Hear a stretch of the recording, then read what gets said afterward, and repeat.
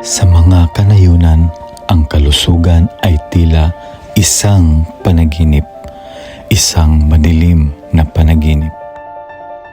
Ang mga magulang ay nananalangin, ngunit madalas huli na ang tulong. Kasama kaming nananalangin at sama-sama rin naming nararamdaman ang kanilang pagkawala. Ang isang children's hospital ay hindi lamang isang gusali. Isa itong pangako, isang lugar kung saan nananatili ang pag-asa at naililigtas ang buhay. Kaya tayo na't magtulungan at sama-sama nating itayo ang kinabukasang nararapat para sa mga batang Pilipino. Ang isang children's hospital ay hindi lamang isang gusali. Isa itong pangako, isang lugar kung saan nananatili ang pag-asa at naililigtas ang buhay. At sama-sama nating itayo ang kinabukasang nararapat para sa mga batang Pilipino.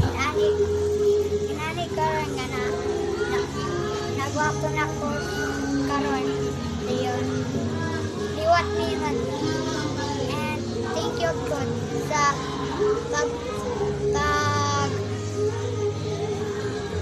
pagsuporta sa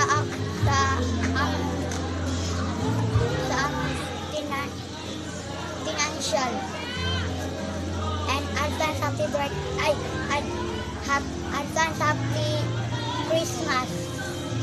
Thank you, bye-bye.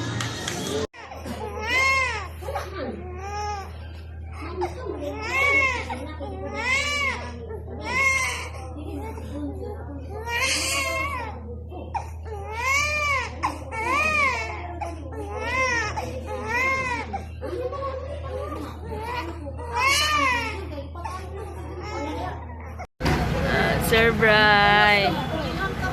Namin. Ara si John Erwin, Sir Brian.